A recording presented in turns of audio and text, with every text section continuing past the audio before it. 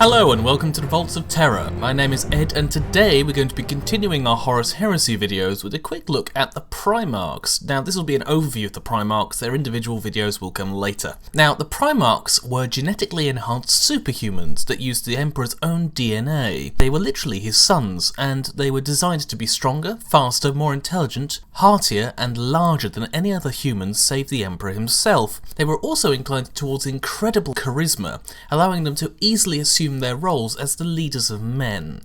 Now, they were created on Luna in a secret underground lab behind some of the tightest security possible at the time, and there the Emperor laid the foundation for the Primarchs' creation. Now, Ingethal, the Ascended, a Chaos Demon, said that the Emperor used forbidden technology and warp sciences to create his sons, and Eldrad Ulthran, Chief Farseer of the Elder Craftworld of Uthwe, said that dark power was used in the creation of the Primarchs. It is even rumoured that the Emperor used some of the godlike power he gained on the planet Moloch in the Dark Age of technology to bring them into being. However, the Chaos Gods stole the Primarchs from the lunar laboratory before they were fully grown, creating a warp vortex and fleeing them to distant human planets that would one day become part of the Imperium, possibly tampering with the Primarchs themselves as they were scattered. It's actually theorised that this was caused when a group of word-bearers, led by Argol Tal, were sent back in time to destroy the Geller fields that protected the labs, allowing the Chaos Gods to take the Primarchs before they were born from their growth tanks. It's unsure if the Emperor actually allowed this to happen, as it's theorised he may have, however the evidence is quite rocky as it's based on chaos visions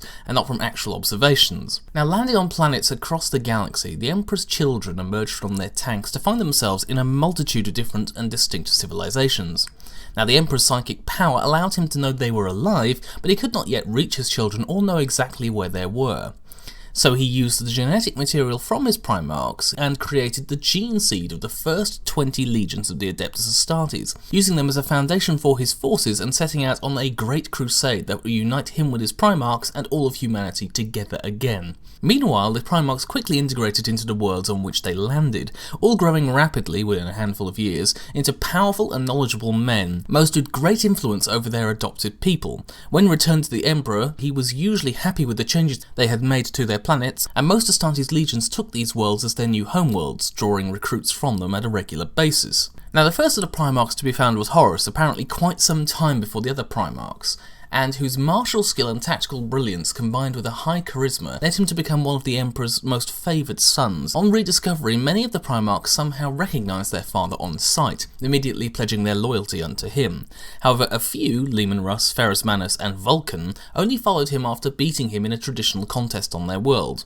Angron, the Primarch of the World Eaters, refused to be taken from the planet at all and was abducted from his homeworld, which some say he still resented even during the Great Crusade. Now, in order, their discovery was Horus, Leman Russ, one of the Lost Primarchs, Ferrus Manus, Fulgrim, Vulcan, Rorgaldorn, Robert Guilliman, Magnus the Red, Sanguinius, Lionel Johnson, Perturabo, Mortarion, Logar, Jagetti Khan, Conrad Kurz, Angron, Corax, one of the Lost Primarchs, and Alfarius. Eventually, the 18 remaining Primarchs were plunged into the Horus Heresy after Horus was corrupted by Chaos, with 9 on each side of the conflict, the 2 unknowns having been struck from their records long before the conflict.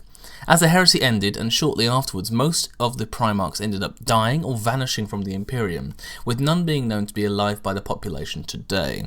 Although they do know that the Ultramarines Primarch is actually in stasis and on display, caught at the moment of his assassination by one of the Alpha Legion. Unbeknownst to many, the Lion also still lives, as he is entombed asleep within the rock, which was formerly the planet of Caliban. So that's everything I have to say on the Primarchs as a group today. I'm sorry this video is so short, but unfortunately I've had a few things going on in my life, mainly that I've actually bought a new computer, and that took me time to set up and get everything working, and so I didn't really have it available to make a video until recently.